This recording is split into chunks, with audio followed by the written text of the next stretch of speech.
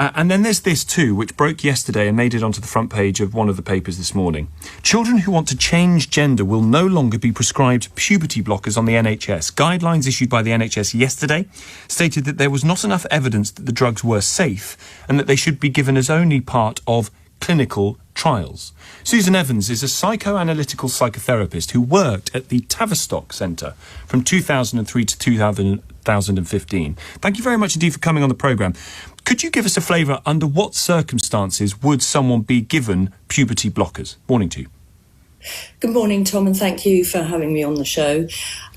Yes, the circumstances, well, when I worked there back at the GIDS in 2004, 2005, that would have been children of the age of 16 who had feelings about their gender identity that were inconsistent and didn't feel as though they matched their physical bodies. And they would have been the children who were prescribed blockers. And on what evidence, what was the scientific evidence that underpinned the prescription of those puberty blockers to those children?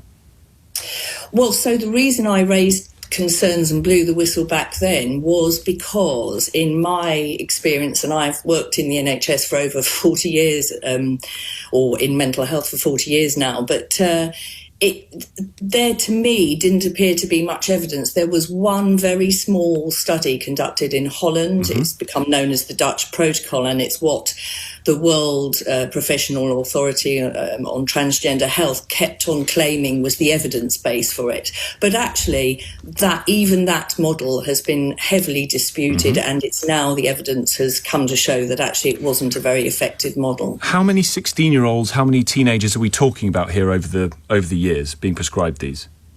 So I don't know that figure exactly, and part of what emerged after I took the judicial review with Mother A and Kira Bell was that there was very poor record keeping, and I think that that's a persistent problem in this area of politicised clinical care, because follow-up and research has not been enacted in any serious way.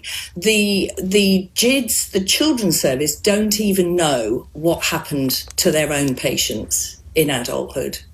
After being prescribed puberty blockers, they don't know what the effects of those puberty blockers were on those people as they grew older. Yes, and that was one of the key things about the judicial review, was because the judges finally had an opportunity to put the Tavistock under scrutiny. Because prior to that, although staff regularly raised concerns, and David Bell had done his well-known report in 2018, the problem was that the Tavistock continued to sort of dispute it and just say, we're an expert service and we do very deep assessments, and we don't rush anyone into this treatment without thought and care. But they were ignoring the staff and parent concerns.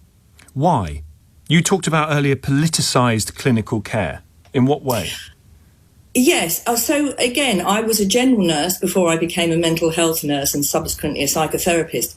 What I've learned about medicine and the National Health Service was that largely it was cautious. There were guidelines. We had NICE.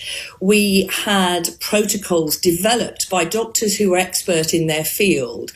And there was caution, there was reporting, there was research and follow-up. This one area, it was as if the rule book got thrown out of the window. I found it difficult to raise concerns. And if you look back and think, David Taylor did a report in 2006. He didn't say anything in that report, conclusions, that were dissimilar to what Dr. Hilary Cass has just written about in the report. But it's taken until now for NHS England to make a statement. And where did all that concern go to? Why were we ignored? I'll put this to you, Susan.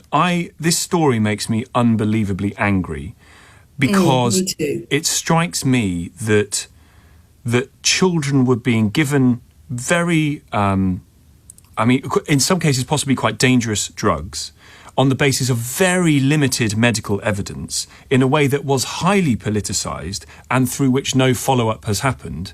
And this, to me, could well be a story of massive medical malpractice. I absolutely agree with you, Tom, and I think it is. And certainly in the States, it's an ongoing problem because there are children who are receiving surgeries on their healthy bodies and receiving drugs, the effect of which as yet we don't know, but we do know that they can cause osteoporosis, brittle bone, people might know that as. We do know that there's the potential for damage to the brain.